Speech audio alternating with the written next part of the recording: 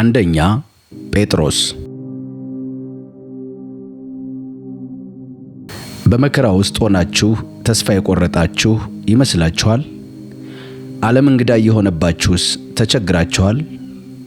እንግዲያውስ ይህ የአንደኛ ጴጥሮስ መልእክት ለእናንተ ነው። ዛሬ በዚህ መልእክት እግዚአብሔር እንደሚናገራችሁ እምነታችን ነው። የአንደኛ ጴጥሮስ መልእክት ጸሐፊ ሐዋርያው ቅዱስ ጴጥሮስ ነው።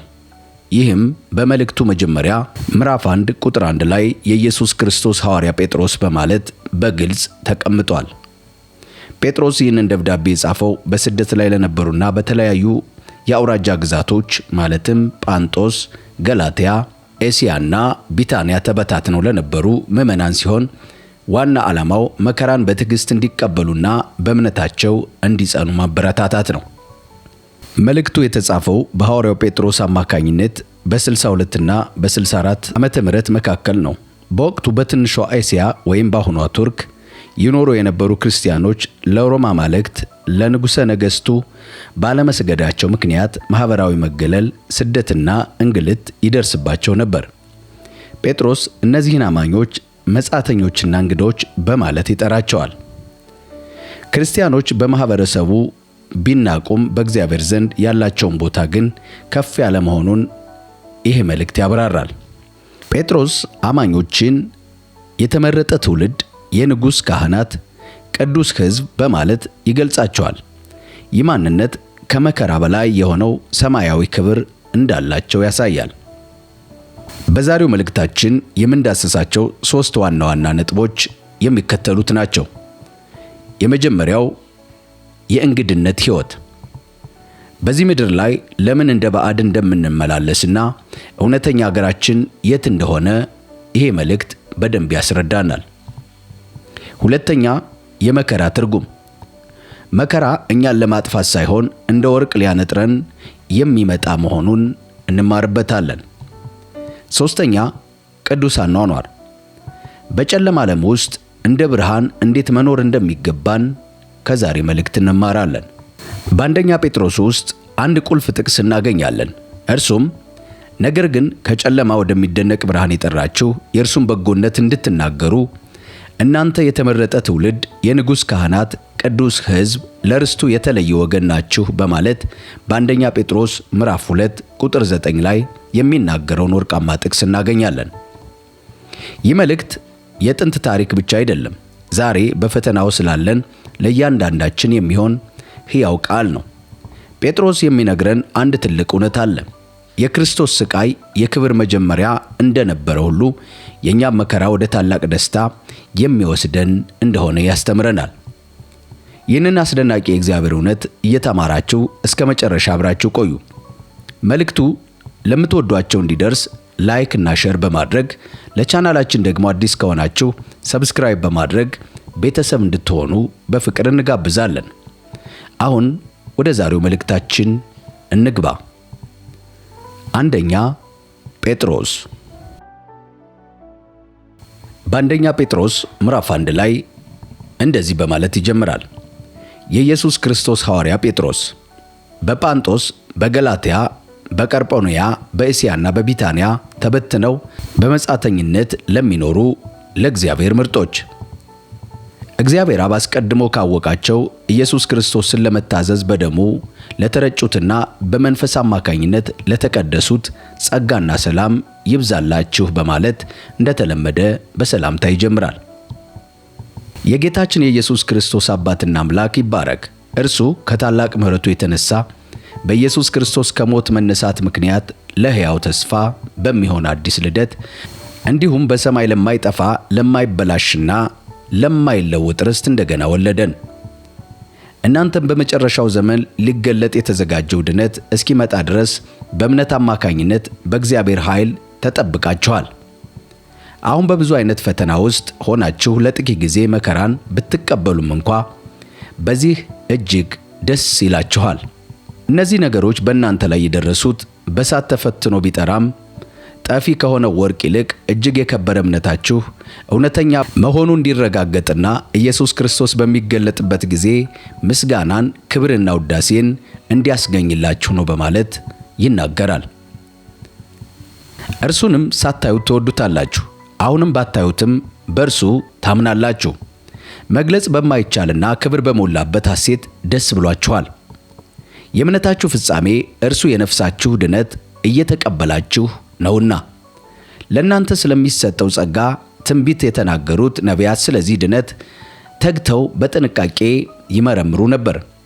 በእነርሱ ውስጥ የነበረው የክርስቶስ መንፈስ ስለ ክርስቶስ መከራ እንዲሁም ከመከራው በኋላ ስለሚሆነው ክብር አስቀድሞ በመናገር ያመለከታቸው ጊዜ መቼና እንዴት እንደሚፈጸም ይመረምሩ ነበር። አሁን ከሰማይ በተላከ መንፈስ ቅዱስ ወንጌልን ያበሰሩላችሁ ሰዎች የነገሯችሁን ነገር ባወሩላችሁ ጊዜ እናንተን እንጂ ራሳቸውን እንዳላገለገሉ ተገለጠላቸው። መላእክትስ እንኳ ሳይቀሩ እነዚህን ነገሮች ይመኛሉ። ከቁጥር 13 ጀምሮ በቅድስና ስለመኖር ሐዋርያው እንደዚህ ያስረዳናል። ስለዚህ ልባችሁን አዘጋጁ፣ ራሳችሁንም ግዙ። ተስፋችሁም ኢየሱስ ክርስቶስ ሲገለጥ ለእናንተ በሚሰጠው ጸጋ ላይ ሙሉ በሙሉ አድርጉ። ታዛዦች ልጆች እንደመሆናችሁ መጠን ቀድሞ ባለማወቅ ትኖሩበት የነበረውን ክፉ ምኞት አትከተሉ። ነገር ግን የጠራችሁ እርሱ ቅዱስ እንደሆነ እናንተም በኑሮአችሁ ሁሉ ቅዱሳን ሆኑ። ምክንያቱም እኔ ቅዱስ ነኝና እናንተም ቅዱሳን ሁኑ ተብሎ ተጽፏል። ለሰው ሳያዳላ በእያንዳንዱ ላይ እንደየሥራው የሚፈርደውን አባት ብላችሁ የምትጠሩ ከሆነ ከዚህ ምድር በእንግድነት ስትኖሩ በፍርሃት ኑሩ። ከቀድሞ አባቶቻችሁ ከወረሳችሁት ከንቱ ከሆነ ሕይወት የተዋጃችሁት በሚጠፋ ነገር በብር ወይም በወርቅ እንዳልሆነ ታውቃላችሁ። ነገር ግን እናንተ የተዋጃችሁበት ነውርና እንከን እንደሌለበት በግ ደም በክርስቶስ ክቡር ደም ነው። እርሱ አስቀድሞ የታወቀ ዓለም ከመፈጠሩ በፊት ሲሆን አሁን ግን በመጨረሻው ዘመን ስለ እናንተ ተገለጠ። በእርሱም አማካኝነት ከሞት ባስነሳውና ክብርን በሰጠው በእግዚአብሔር ታምናላችሁ። ስለዚህ እምነታችሁና ተስፋችሁ በእግዚአብሔር ላይ ነው። እንግዲህ ለእውነት በመታዘዝ ነፍሳችሁን ስላነጻችሁ ለወንድሞቻችሁ ቅን ፍቅር ይኑራችሁ። እርስ በርሳችሁ አጥብቃችሁ ከልብ ተዋደዱ። ዳግመኛ የተወለዳችሁት ከሚጠፋ ዘር ሳይሆን ሕያው በሆነና ጸንቶ በሚኖር በእግዚአብሔር ቃል አማካኝነት ከማይጠፋ ዘር ነው። ምክንያቱም መጽሐፍ እንደሚል ሥጋ ለባሽ ሁሉ እንደ ሳር ነው፣ ክብሩም ሁሉ እንደ ሜዳ አበባ ነው። ሳሩ ይጠወልጋል፣ አበባውም ይረግፋል፣ የጌታ ቃል ግን ለዘላለም ጸንቶ ይኖራል። የተሰበካላችሁም የምሥራች ቃል ይህ ነው በማለት ይናገራል። በአጠቃላይ ከአንደኛ ጴጥሮስ ምዕራፍ 1 ላይ 3 መሠረታዊ ነገሮችን እንማራለን። የመጀመሪያው የማይጠፋው ተስፋ ከቁጥር 1 እስከ 12።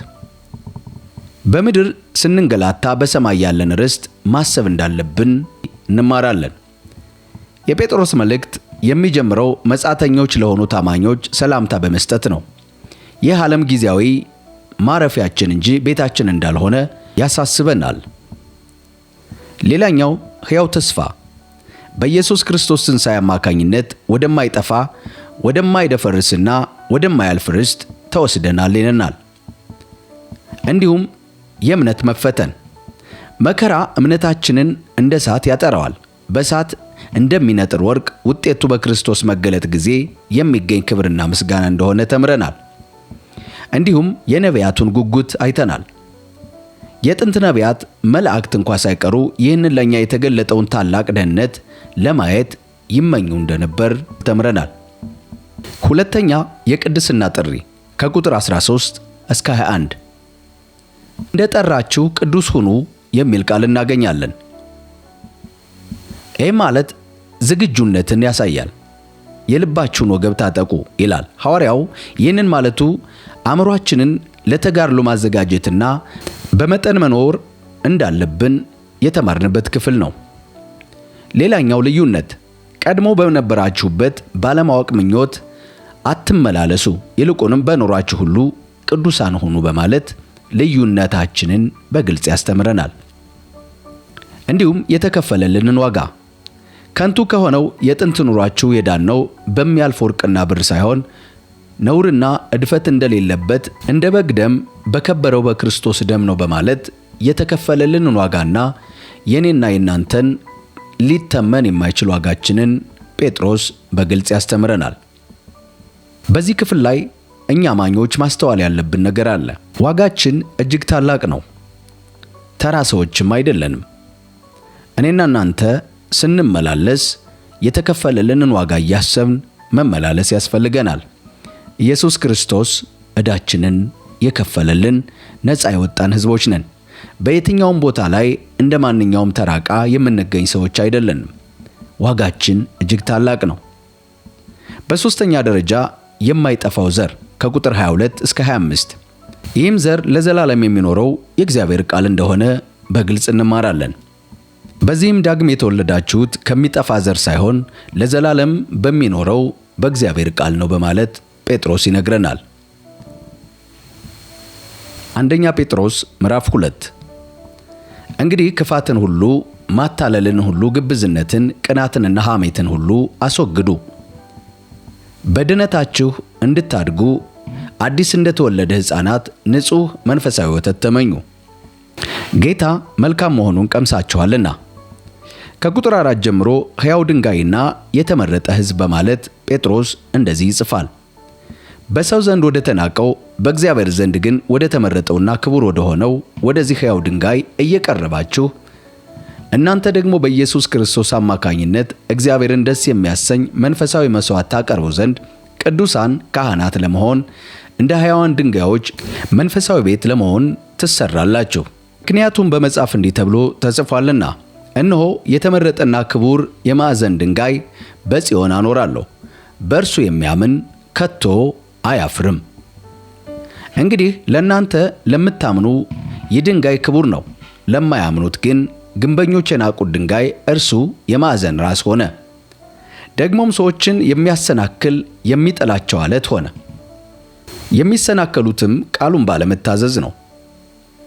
የተመደቡት ለዚህ ነውና፣ እናንተ ግን ከጨለማ ወደ አስደናቂ ብርሃን የጠራችሁ የእግዚአብሔርን ታላቅ ሥራ እንድታውጁ የተመረጠ ትውልድ፣ የንጉሥ ካህናት፣ ቅዱስ ሕዝብ፣ እግዚአብሔር ለራሱ የለያችሁ ሕዝብ ናችሁ። አስቀድሞ የእርሱ ወገን አልነበራችሁም፣ አሁን ግን የእግዚአብሔር ሕዝብ ሆናችኋል።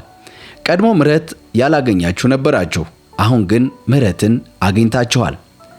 ወዳጆች ሆይ በዚህ ዓለም እንግዶችና ምጻተኞች እንደመሆናችሁ መጠን ነፍስን ከሚዋጋ ሥጋዊ ምኞት እንድትርቁ እለምናችኋለሁ በማለት ጴጥሮስ ያስተምራል።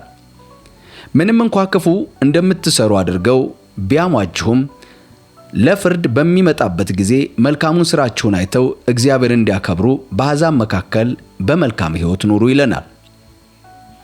ከቁጥር 13 ጀምሮ ለአለቆችና ለጌቶች መታዘዝ እንዳለብን እንደዚሁ በመልእክቱ እናገኛለን።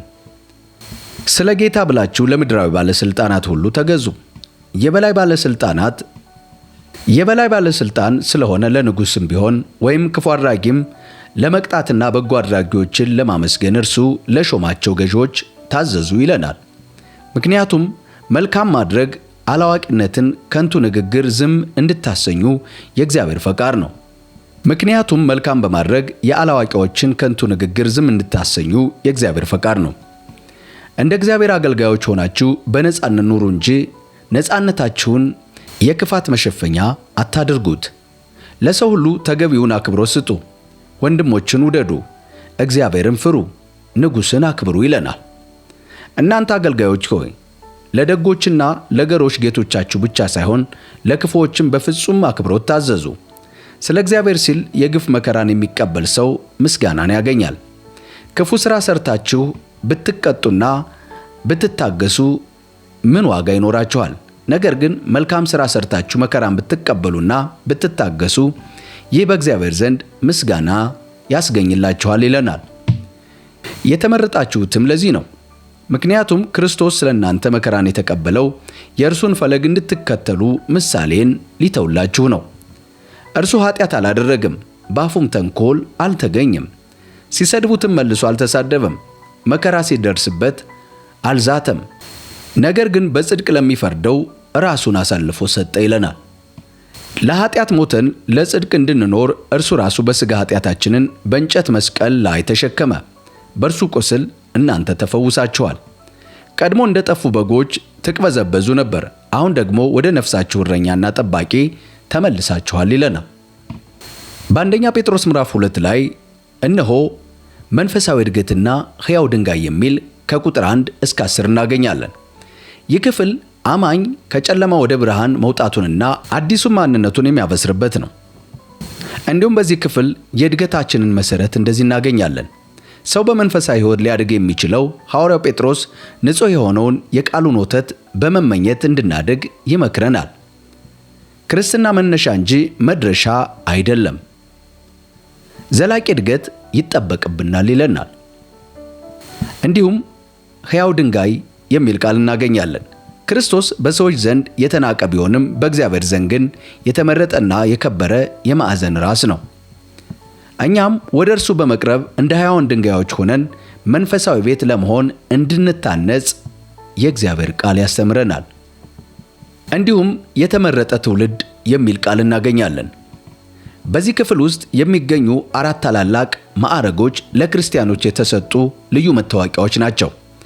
እነርሱም አንደኛ የተመረጠ ትውልድ፣ ሁለተኛ የንጉሥ ካህናት፣ ሦስተኛ ቅዱስ ሕዝብ፣ አራተኛ ለርስቱ የተለየ ወገን የሚል ነው። የአንደኛ ጴጥሮስ ምዕራፍ 2 ዋናው መልእክቱ ቀድሞ ሕዝብ አልነበራችሁም፣ አሁን ግን የእግዚአብሔር ሕዝብ ናችሁ የሚል ነው። በሁለተኛ በዓለም መካከል ያለ ቅዱስ አኗኗር ከቁጥር 11 እስከ 17 ላይ እናገኛለን። አማኝ በምድር ላይ ሲኖር እንግዳና መጻተኛ መሆኑን በማስታወስ ተግባራዊ ሕይወቱን እንዴት መመላለስ እንዳለበት መመሪያ ይሰጠናል። በዚህ ዓለም ላይም ስንኖር ማድረግ የሚገባንን ነገሮች እንደዚህ ይነግረናል። ሥጋዊ ምኞትን መዋጋት፣ ነፍስን የሚዋጋውን ሥጋዊ ምኞት መራቅ ድል አድራጊ ለመሆን ቅድመ ሁኔታ ነው ይለናል።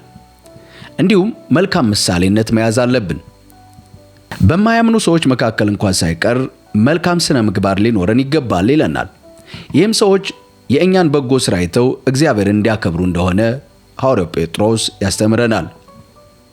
በተጨማሪ ለስልጣን መገዛት እንዳለብን፣ ስለ ጌታ ተብሎ ለሰው ሥርዓት ሁሉ ወይም ለነገሥታትና ለገዢዎች መገዛትና ማክበር እንደሚገባ ያስገነዝበናል። ሦስተኛ የመከራ ትርጉምና የክርስቶስ አርአያነት ከቁጥር 18 እስከ 25። ምዕራፉ የሚጠናቀቀው ክርስቲያኖች ለሚገጥማቸው መከራ እንዴት ምላሽ መስጠት እንዳለባቸው በማስተማር ነው። ከዚህም ውስጥ ትዕግስትና ጽናት፣ ያለ ጥፋት መከራ መቀበል በእግዚአብሔር ዘንድ ምስጋናን እንደሚያስገኝ ይገልጻል። እንዲሁም የክርስቶስን ፈለግ መከተል፣ ክርስቶስ መከራን የተቀበለው እኛ የእርሱን ፈለግ እንድንከተል አርአያ ሊሆነን ነው። ሲሰድቡት መልሶ አልተሳደበም፣ መከራ ሲቀበል አልዛተም፣ በጽድቅ ለሚፈርደው ራሱን አሳልፎ ሰጠ ይለናል። በተጨማሪ ፈውስ በቁስሉ፣ እኛ ከኃጢአት ርቀን ለጽድቅ እንድንኖር እርሱ በሥጋ ኃጢአታችንን በእንጨት ላይ ተሸከመ፣ በእርሱ ቁስል እኛ ተፈወስን የሚል የምሥራች የዚህ ክፍል ማጠቃለያ ነው። አንደኛ ጴጥሮስ ምዕራፍ 3 በባልና በሚስት መካከል ሊኖረው የሚገባ ግንኙነት። ሚስቶች ሆይ እናንተም እንዲሁ ለባሎቻችሁ ተገዙ። አንዳንድ ለቃሉ የማይታዘዙ ቢኖሩ ያለ ቃል በሚስቶቻቸው አኗኗር ተማርከው ይመለሳሉ። ይህም የሚሆነው ንጹሕና ፍጹም አክብሮት የተሞላውን ኑሯችሁን ሲመለከቱ ነው። ውበታችሁ በውጫዊ ነገር በመሽሞንሞን ይኸውም ሹርባ በመሰራት በወርቅ በማጌጥና በልብስ አይሁን ይላል ጴጥሮስ። ነገር ግን ውበታችሁ በእግዚአብሔር ፊት ዋጋው እጅግ የከበረ ገርና ጭምት መንፈስ ያለበት ምንጊዜም የማይጠፋ የውስጥ ሰውነት ውበት ይሁን በማለት ይመክራል። ተስፋቸውን በእግዚአብሔር ላይ የጣሉ የቀድሞ ቅዱሳን ሴቶች ራሳቸውን ያስዋቡ በዚህ አይነት ለባሎቻቸው በመገዛት ነበርና ይለናል። ሳራም አብርሃምን ጌታዬ እያለች ትታዘዘው ነበር። እናንተም ምንም ሳትፈሩ መልካም ብታደርጉ የእርሷ ልጆች ናችሁ።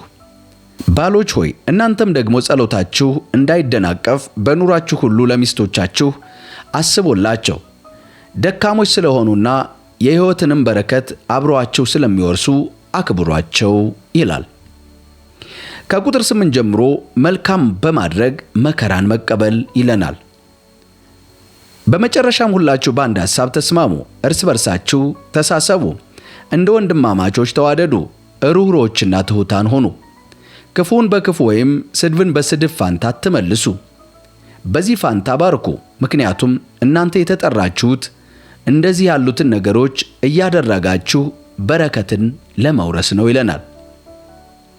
ስለዚህ ሕይወትን የሚወድድ መልካምን ቀኖች ሊያይ የሚፈልግ ምላሱን ከክፉ ከንፈሮችንም ከተንኮል ከመናገር ይከልክል ይለናል።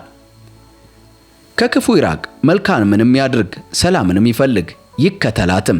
ምክንያቱም የጌታ ዓይኖች ጻድቃንን ይመለከታሉና ጆሮዎቹ ጸሎታቸውን ለመስማት የተከፈቱ ናቸው። የጌታ ፊት ግን በክፉ አድራጊዎች ላይ ነው። መልካም ነገር ለማድረግ ብትቀኑ የሚጎዳችሁ ማን ነው? በማለት ይጠይቃል ጴጥሮስ። ነገር ግን ስለ ጽድቅ እንኳ መከራ ቢደርስባችሁ ብፁዓን ናችሁ። ዛቻቸውን አትፍሩ፣ አትታወኩም። ክርስቶስን ጌታ አድርጋችሁ በልባችሁ ቀድሱ። እናንተ ስላላችሁ ተስፋ ምክንያት ለሚጠይቋችሁ ሁሉ መልስ ለመስጠት ሁል ጊዜ የተዘጋጃችሁ ሁኑ። ነገር ግን ይህንን ሁሉ በትሕትናና በአክብሮት አድርጉት ይለናል። በክርስቶስ ያላችሁ መልካም ጠባይ አክፋፍተው የሚናገሩ ሰዎች በሐሜታቸው እንዲያፍሩ በጎ ሕሊና ይኑራችሁ። የእግዚአብሔር ፈቃድ እንዲህ ከሆነ ክፉ ሰርቶ መከራ ከመቀበል ይልቅ መልካም አድርጎ መከራ መቀበል ይሻላል ይለናል። እንዲሁም ክርስቶስ ለአንዴና ለመጨረሻ ጊዜ ስለ ኃጢአት ሞቷልና ወደ እግዚአብሔርም ያቀረባችሁ ዘንድ ጻድቃን የሆነው እርሱ ስለ ዓመፀኞች ሞተ። እርሱ በሥጋ ሞተ፣ በመንፈስ ግን ሕያው ሆነ። በመንፈስም ሄዶ በወህኒ ቤት ለነበሩት ነፍሳት ሰበከላቸው። እነዚህ በወህኒ የነበሩት ነፍሳት ቀድሞ በኖኅ ዘመን መርከብ ሲሰራ እግዚአብሔር በትዕግሥት ሲጠብቃቸው የነበሩት እምቢተኞች ናቸው። በውሃ የዳኑት ጥቂት ይኸውም 8 ሰዎች ብቻ ነበሩ። ይህም ውሃ አሁን የጥምቀት ምሳሌ ሆኖ ያድናችኋል። ይህም የሰውነታችሁ ድፈት በማስወገድ ሳይሆን በንጹሕ ሕሊና በእግዚአብሔር ፊት የሚቀርብ መማፀኛ ነው። የሚያድናችሁም በኢየሱስ ክርስቶስ ትንሣኤ አማካኝነት ነው። እርሱ ወደ ሰማይ ወጥቶ በእግዚአብሔር ቀኝ አለ፣ መላእክትና ሥልጣናት ኃይላትም ተገዝተውለታል ይለናል። በአጠቃላይ በአንደኛ ጴጥሮስ ምዕራፍ 3 ላይ በክርስቲያናዊ ሕይወት ውስጥ ክብርን፣ ሰላምንና መከራን እንዴት ማሸነፍ እንደሚቻል የሚያስተምር ድንቅ የጥበብ መዝገብ ነው። ይህ ምዕራፍ በተለይ በማኅበራዊ ግንኙነትና በፈተና ወቅት ሊኖረን የሚገባውን ስብዕና በዝርዝር ያስረዳናል። የመጀመሪያው በአንደኛ ደረጃ የቤተሰብ ሕይወትና ውበት ከቁጥር 1 እስከ 7 እናገኛለን። ጴጥሮስ ትምህርቱን የሚጀምረው በቤተሰብ ውስጥ ሊኖር ስለሚገባው ቅዱስ ግንኙነት ነው። ይኸውም ስለ ሚስቶች ውጫዊ ጌጥ ማለትም ሹሩባ፣ ወርቅ፣ ልብስ ብቻ ሳይሆን የማይጠፋው የዋህና ዝግተኛ መንፈስ ትልቁ ውበት እንደሆነ ይገልጻል። ይህ ውስጣዊ ውበት በእግዚአብሔር ፊት እጅግ የከበረ ነው ይለናል። ሌላኛው ለባሎች የተሰጠ ትእዛዝ ሚስቶቻቸውን እንደ ደካማ ዕቃ ተንከባክበው እንዲይዙና አብረው የሕይወትን ጸጋ እንዲወርሱ አውቀው በማስተማር እንዲኖሩ ይመክራል። ይህ ካልሆነ ጸሎታቸው ሊከለከል እንደሚችል ያስጠነቅቃል። በሁለተኛ ደረጃ የማኅበራዊ ሕይወት መመሪያዎችን እናገኛለን። ከቁጥር 8 እስከ 12 እውነተኛ ክርስቲያናዊ ስብዕና በሰዎች መካከል በሚኖር ግንኙነት ይገለጣል። ይኸውም ርኅራሄ፣ ወንድማማቻዊ መዋደድና ትሕትና መገለጫችን ሊሆን እንደሚገባ ያስተምረናል። እንዲሁም ክፉን በክፉ አለመመለስ፣ ሰው ሲሰድበን በምላሹ መመረቅ እንጂ መልሶ መሳደብ የለብንም። ምክንያቱም የተጠራነው በረከትን ለመውረስ ነው በማለት ያስተምረናል። እንዲሁም ምላስን መግታት እንዳለብን፣ ሕይወትን የሚወድና መልካም ቀኖችን ማየት የሚፈልግ ሰው ምላሱን ከክፉ ከንፈሮችን ከተንኮል ይጠብቅ የሚል ትምህርት ተምረናል። በሦስተኛ ደረጃ ስለ ጽድቅ የሚመጣ መከራ ከቁጥር 13 እስከ 17 እናገኛለን። መከራ ሲመጣ ክርስቲያን ሊኖረው የሚገባ አቋም የመጀመሪያው አለመፍራት። ስለ ጽድቅ መከራ ብትቀበሉ ብፁዓን ናችሁና ሰዎችን አትፍሩ በማለት ጴጥሮስ ያስተምረናል።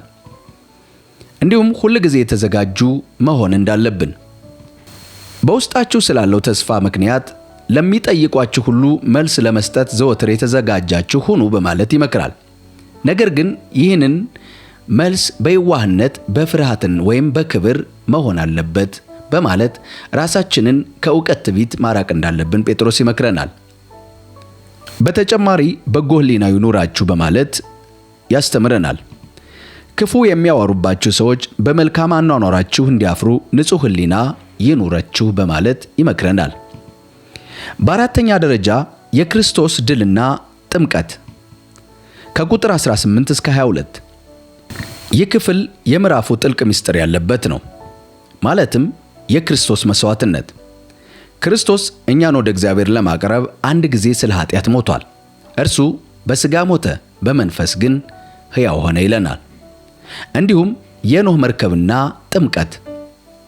በኖህ ዘመን ጥቂቶች በውሃ እንደዳኑ፣ አሁን ደግሞ ጥምቀት ወይም የሰውነትን እድፈት ማስወገድ ሳይሆን ለበጎ ሕሊና ወደ እግዚአብሔር የሚቀርብ ልመና በኢየሱስ ክርስቶስ ትንሣኤ ያድናል ይለናል። በተጨማሪ የክርስቶስ ክብር። አሁን ክርስቶስ ወደ ሰማይ ወጥቶ በእግዚአብሔር ቀኝ ነው። መላእክትና ሥልጣናት ሁሉ ተገዝተውለታል ይለናል። የአንደኛ ጴጥሮስ ምዕራፍ 3 መልእክት በአንድ ቃል በቅድስና መመላለስ እንደሚገባ አጽንዖት ሰጥቶ ይናገራል። ይህም ምልልስ በቤት ውስጥ፣ በጓደኞች መካከል፣ መከራ በሚያደርሱብን ሰዎች ፊት የክርስቶስን ባህሪ በማሳየት ዓለምን ማሸነፍ እንደምንችል ያስተምረናል። አንደኛ ጴጥሮስ ምዕራፍ 4 ለእግዚአብሔር መኖር። እንግዲህ ክርስቶስ በሥጋው መከራ ስለተቀበለ እናንተም በዚህ ዓላማ ታጥቃችሁ ተነሱ። ምክንያቱም በሥጋው መከራን የተቀበለው ሰው ኃጢአትን ትቷል በማለት ይጀምራል። ከዚህ የተነሳ ከእንግዲህ በሚቀረው ምድራዊ ሕይወት እንደ እግዚአብሔር ፈቃድ እንጂ እንደ ሥጋ ምኞት አይኖርም። አሕዛብ ፈቅደው እንደሚያደርጉት በመዳራት፣ በሥጋዊ ምኞት፣ በስካር፣ በጭፈራ፣ ያለ ልክ በመጠጣት፣ በአጸያፊ የጣዖት አምልኮ የተመላለሳችሁበት ያለፈው ዘመን ይበቃል ይለናል ጴጥሮስ። ይህንን በመሰለ ብኩን ሕይወት ከእነርሱ ጋር ስለማትሮጡ እንግዳ ሆኖባቸው በመደነቅ ይሰድቧቸዋል። ነገር ግን በሕያዋንና በሙታን ላይ ሊፈርድ ለተዘጋጀው መልስ ይሰጣሉ። ወንጌል ለሙታን እንኳ ሳይቀር የተሰበከው በዚህ ምክንያት ነው። ስለዚህ እንደ ማንኛውም ሰው በሥጋ ይፈረድባቸዋል፣ በመንፈስ ግን እንደ እግዚአብሔር ፈቃድ ይኖራሉ። የሁሉ ነገር መጨረሻ ተቃርቧል። ስለዚህ መጸለይ እንድትችሉ ንቁ፣ አእምሮ ይኑራችሁ፣ ራሳችሁን የምትገዙ ሁኑ በማለት ጴጥሮስ ይመክራል። ፍቅር ብዙ ኃጢአትን ይሸፍናልና ከሁሉ በላይ እርስ በርሳችሁ ከልብ ተዋደዱ። እርስ በርሳችሁ ያለ ማጉረምረም እንግድነትን ተቀባበሉ። እንደ ታማኝ እግዚአብሔር ልዩ ጸጋ መጋቢ እያንዳንዱ ሰው በተቀበለው የጸጋ ስጦታ ሌላውን ያገልግል። ከእናንተ ማንም የሚናገር ቢኖር እንደ እግዚአብሔር ቃል ይናገር። የሚያገለግል ቢኖር እንደ እግዚአብሔር ቃል በሚሰጠው ብርታት ያገልግል። ይኸውም እግዚአብሔር በኢየሱስ ክርስቶስ አማካኝነት እንዲከብር ነው። ክብርና ኃይል ለእርሱ ከዘላለም እስከ ዘላለም ይሁን አሜን ይለናል። ከቁጥር 12 ጀምሮ ክርስቲያን በመሆን የሚደርስን መከራ እንደዚህ እናገኛለን። ወዳጆች ሆይ እንደ እሳት የሚፈትን ብርቱ መከራ በመቀበላችሁ እንግዳ ነገር እንደደረሰባችሁ በመቁጠር አትደነቁ። ነገር ግን ክብሩ በሚገለጥበት ጊዜ ደስታችሁ ታላቅ እንዲሆን የክርስቶስ መከራ ተካፋዮች በመሆናችሁ ደስ ይበላችሁ። ስለ ክርስቶስ ስም ብትሰደቡ የክብር መንፈስ የሆነው የእግዚአብሔር መንፈስ በእናንተ ላይ ስለሚያርፍ ብፁዓን ናችሁ። ከእናንተ ማንም መከራን የሚቀበል ቢኖር ነፍሰ ገዳይ ወይም ሌባ ወይም ወንጀለኛ ወይም በሰው ነገር ጣልቃ ገቢ ሆኖ መከራን አይቀበል። ክርስቲያን በመሆኑ መከራ ቢደርስበት ግን ስለዚህ ስም እግዚአብሔርን ያመስግን እንጂ አይፈር ይለናል። ፍርድ ከእግዚአብሔር ቤት የሚጀምርበት ጊዜ ደርሷልና እንግዲህ ፍርድ የሚጀምረው ከኛ ከሆነ ለእግዚአብሔር ወንጌል የማይታዘዙ ሰዎች መጨረሻቸው ምን ይሆን በማለት ጴጥሮስ ይጠይቃል። እንግዲህ ጻድቅ የሚድነው በጭንቅ ከሆነ አመፀኛውና ኃጢአተኛው እንዴት ሊሆን ይችላል ይለናል። ስለዚህ እንደ እግዚአብሔር ፈቃድ መከራ የሚቀበል ሁሉ ነፍሳቸውን ለታመነ ፈጣሪ አደራ ሰጥተው መልካም ማድረጋቸውን ይቀጥሉ በማለት ያስተምረናል። የአንደኛ ጴጥሮስ መልእክት ምዕራፍ 4 በክርስቲያናዊ ሕይወት ውስጥ ስቃይን፣ ዝግጁነትንና ፍቅርን በአዲስ መነጽር እንድንመለከት የሚያደርግ ድንቅ ክፍል ነው። ይህ ክፍል በሦስት ዋና ዋና ጭብጦች ከፍለን ማየት እንችላለን። አንደኛ፣ እንደ ክርስቶስ አስተሳሰብ መታጠቅ ከቁጥር 1 እስከ 6። ሐዋርያው ጴጥሮስ ምዕራፉን የሚጀምረው በጦርነት ዝግጅት ዘይቤ ነው። ክርስቶስ በሥጋ ስለኛ መከራ ተቀበለ፣ እናንተም ደግሞ ያንን ሐሳብ እንደ ጋሻ አድርጋችሁ ታጠቁ ይለናል። ይህም ማለት የመጀመሪያው የአስተሳሰብ ለውጥ ማምጣት ነው። መከራ ሲመጣ ግራ መጋባት ሳይሆን እንደ ክርስቶስ ለጽድቅ መከራን ለመቀበል መቁረጥ ኃጢአትን ለማሸነፍ ትልቅ መሳሪያ ነው ማለት ነው። ሌላው የቀድሞ ሕይወት ማብቂያ። አማኝ ከዚህ ቀደም ይኖርባቸው የነበሩ ዓለማዊ ምኞቶች ማለትም ስካር፣ ዝሙት፣ ጣዖት አምልኮ ማክተም እንዳለባቸው ያሳስባል። ዓለም በዚህ ቢደነቅ እኛ ግን ለሕያዋንና ለሙታን ሊፈርድ ላለው ለእግዚአብሔር መልስ እንደምንሰጥ ያስታውሰናል። በሁለተኛ ደረጃ የዘመኑ መጨረሻና የቤተ ክርስቲያንን ተልእኮ እናገኛለን። ይህም ከቁጥር 7 እስከ 11 የነገር ሁሉ መጨረሻ ቀርቧል የሚለው ሐረግ ምዕራፉን ወደ ተግባራዊ ክርስትና ያሸጋግረዋል። ጊዜው አጭር ስለሆነ አማኞች በሚከተሉት 4 ነገሮች ላይ እንዲተጉ ይመክራል። የመጀመሪያው ጸሎት፣ ለማስተዋልና ለጸሎት ንቁ ይለናል። ሁለተኛ ፍቅር የኃጢአትን ብዛት ይሸፍናል በማለት እርስ በርሳችን አጥብቀን እንድንዋደድ ያዛል። ይህ ማለት ኃጢአትን መደበቅ ሳይሆን በፍቅር ይቅር መባባልና መታገስን ያመለክታል። ሦስተኛ እንግዳ ተቀባይነትን፣ ያለማንጎራጎር እርስ በርሳችን እንግዳ መቀባበል እንዳለብን ያስተምረናል። አምስተኛ አገልግሎት ወይም ጸጋ፣ እያንዳንዱ ሰው የተቀበለውን የጸጋ ስጦታ ለሌላው ጥቅም ማዋል አለበት። ሲናገር እንደ እግዚአብሔር ቃል፣ ሲያገለግልም እግዚአብሔር በሚሰጠው ብርታት ሊሆን ይገባል ይለናል። ይህም እግዚአብሔር በክርስቶስ እንዲከብር ነው በማለት ያስተምረናል። በዚህ ምዕራፍ በሦስተኛ ደረጃ በመከራ ውስጥ የሚገኝን ደስታ እናገኛለን። ይህም ከቁጥር 12 እስከ 19። ይህ ክፍል የመልእክቱ ልብ ነው። ክርስቲያኖች መከራ ሲመጣባቸው እንደ እንግዳ ነገር ሊቆጥሩት አይገባም። ይሄ ማለትም የመከራው አይነት መከራው ስለ ክርስቶስ ስም ወይም ስለ ጽድቅ ሊሆን ይገባል እንጂ በወንጀል ወይም በሌላ ሰው ጉዳይ ጣልቃ በመግባት መሆን የለበትም። እንዲሁም ክብርና ደስታ፣ በክርስቶስ መከራ መካፈል በክብሩ መገለጥ ጊዜ ለሚገኘው ታላቅ ደስታ ዝግጅት ነው። ክርስቲያን በመባል መከራን ቢቀበል እግዚአብሔር በዚህ ስም ያመስግን እንጂ አይፈር ይለናል። እንዲሁም ፍርድ ከእግዚአብሔር ቤት እንደሚጀምር፣ አማኞች በመከራ ውስጥ የሚያልፉት ለመጥፋት ሳይሆን ለመንጠር ነው። እግዚአብሔር በገዛ ልጆቹ ላይ እንዲህ አይነት ጥንቃቄ ካደረገ ወንጌልን ለማይታዘዙ መጨረሻ ምን ሊሆን እንደሚችል ያስጠነቅቃል። የምዕራፉ ማጠቃለያ ቁጥር 19 እንዲህ ይላል፣ እንግዲህ እንደ እግዚአብሔር ፈቃድ መከራን የሚቀበሉ መልካምን እያደረጉ ነፍሳቸውን ለታመነ ፈጣሪ አደራ ይስጡ። ይህ ምዕራፍ መከራ የሽንፈት ምልክት ሳይሆን የእግዚአብሔር ክብር በእኛ ላይ የሚያርፍበትና ለዘላለም መንግሥት የምንታጭበት የቅድስና መንገድ መሆኑን ያስተምረናል። አንደኛ ጴጥሮስ ምዕራፍ 5 ለሽማግሌዎችና ለጎልማሶች የተሰጠ ምክር። እንግዲህ ከእነርሱ ጋር እኔም ሽማግሌና የክርስቶስ መከራ ምስክር የሆንሁ እንዲሁም ወደፊት የሚገለጠው ክብር ተካፋይ የምሆን በመካከላቸው ያሉትን ሽማግሌዎች እመክራለሁ። በእናንተ ኃላፊነት ስር ያለውን የእግዚአብሔርን መንጋ ጠብቁ። የምትጠብቁትም ከእግዚአብሔር እንደሚጠበቅባችሁ በግድ ሳይሆን በፈቃደኝነትና ለጥቅም በመስገብገብ ሳይሆን ለማገልገል ባላችሁ ጽኑ ፍላጎት ይሁን በማለት ይናገራል። እንዲሁም በአደራ ለተሰጣችሁ መንጋ መልካም ምሳሌ በመሆን እንጂ በላያቸው መሰልጠን አይሁን ይላል። የእረኛው አለቃ በሚገለጥበት ጊዜ የማይጠፋውን አክሊል ትቀበላላችሁ። ጎልማሶች ሆይ እናንተ እንዲሁ ለሽማግሌዎች ተገዙ። ሁላችሁም እርስ በርሳችሁ በመከባበር ትሕትናን ልበሱ። ምክንያቱም እግዚአብሔር ትዕቢተኞችን ይቃወማል፣ ለትሑታን ግን ጸጋን ይሰጣል። ስለዚህ እርሱ በወሰነው ጊዜ ከፍ እንዲያደርጋችሁ ከእግዚአብሔር ብርቱ እጅ በታች ራሳችሁን ዝቅ አድርጉ። እርሱ ስለ እናንተ ስለሚያስብ የሚያስጨንቃችሁን ሁሉ በእርሱ ላይ ጣሉት። ራሳችሁን የምትገዙ ሁኑ፣ ንቁም። ጠላታችሁ ዲያብሎስ የሚውጠውን በመፈለግ እንደሚያገሳ አንበሳ ወዲያና ወዲህ ይዞራልና። በዓለም ዙሪያ ያሉት ወንድሞቻችሁ ተመሳሳይ መከራ እንደሚቀበሉ አውቃችሁ በእምነት ጸንታችሁ ተቃወሙት።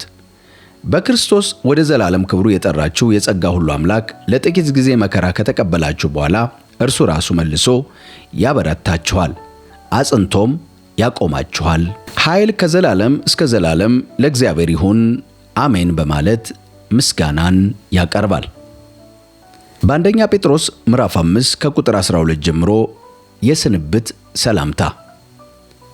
እንደ ታማኝ ወንድም በምቆጥረው በስልዋኖስ አማካኝነት ይህንን አጭር መልእክት ጽፌላችኋለሁ።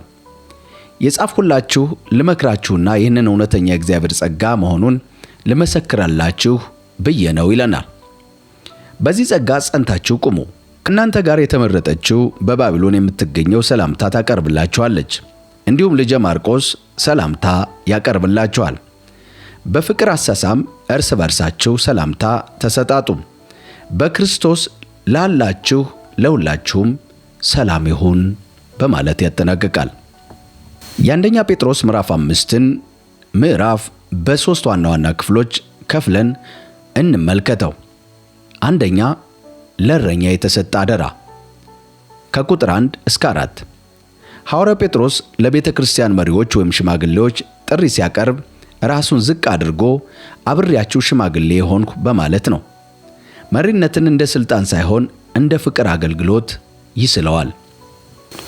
ይህ ማለት መንጋውን እንዴት እንደሚጠብቁ ያስተምራል። በግዴታ ሳይሆን በውድ፣ ለጥቅም ሳይሆን በበጎ ፈቃድ፣ በጎች ላይ ጌታ ለመሆን ሳይሆን ለመንጋው ምሳሌ መሆን እንዳለባቸው ያስተምራል። እንዲሁም የእረኞች አለቃ ወይም ክርስቶስ በሚገለጥበት ጊዜ የማይጠፋውን የክብር አክሊል እንዲቀበሉ ተስፋ ይሰጣቸዋል።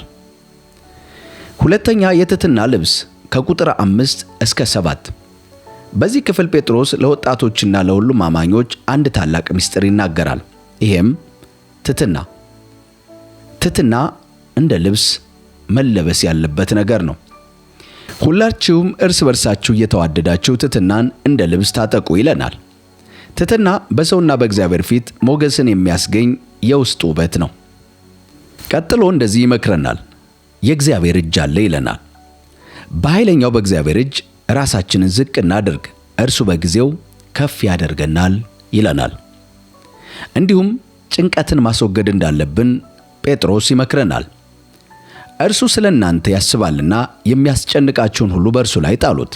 ይህ ለሰው ልጅ የተሰጠ ትልቅ እፎይታ ነው። ሸክማችንን ለሚችል ጌታ አሳልፎ መስጠት።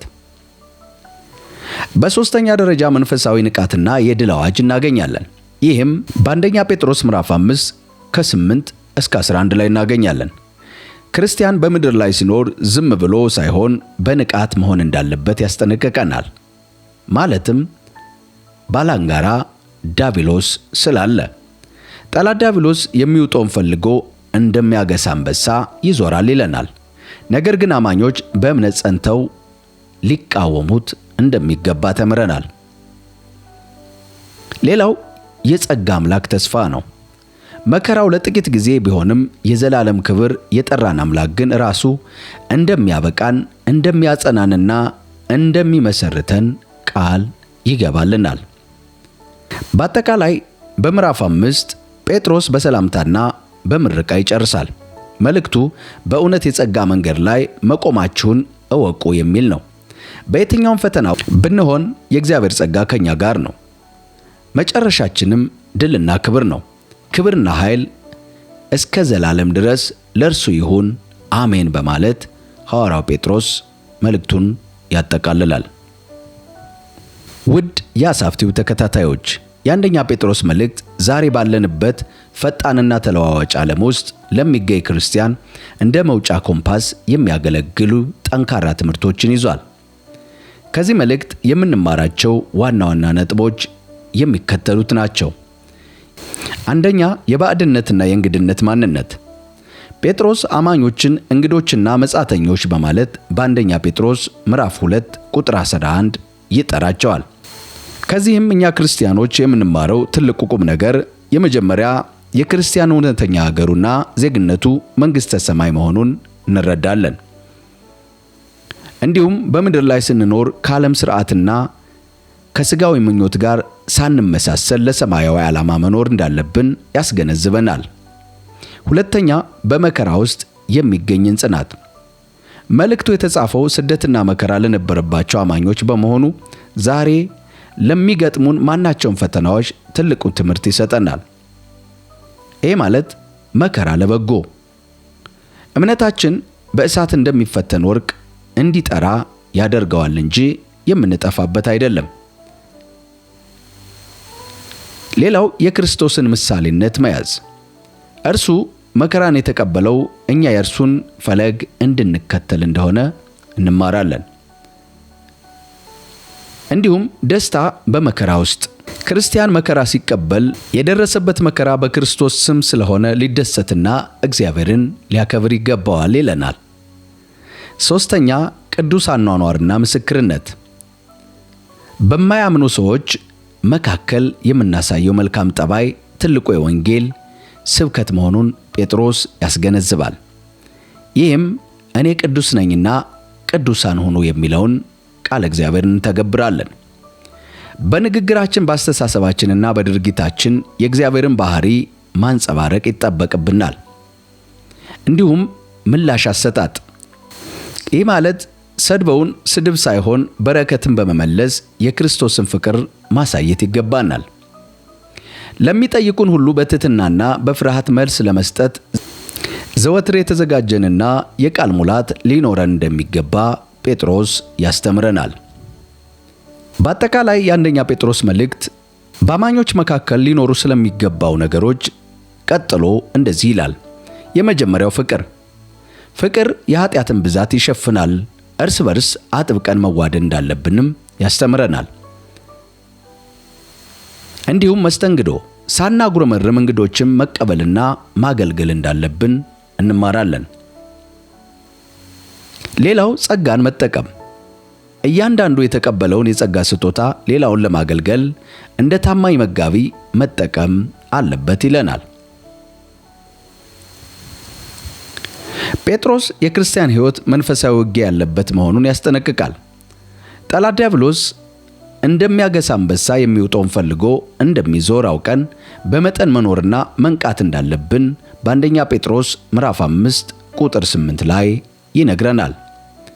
እግዚአብሔር ትዕቢተኞችን እንደሚቃወም ለትሑታን ግን ጸጋን እንደሚሰጥ በማወቅ ራሳችንን ዝቅ በማድረግ በሰው ሁሉ ፊት ትሕትናችን መታወቅ አለበት።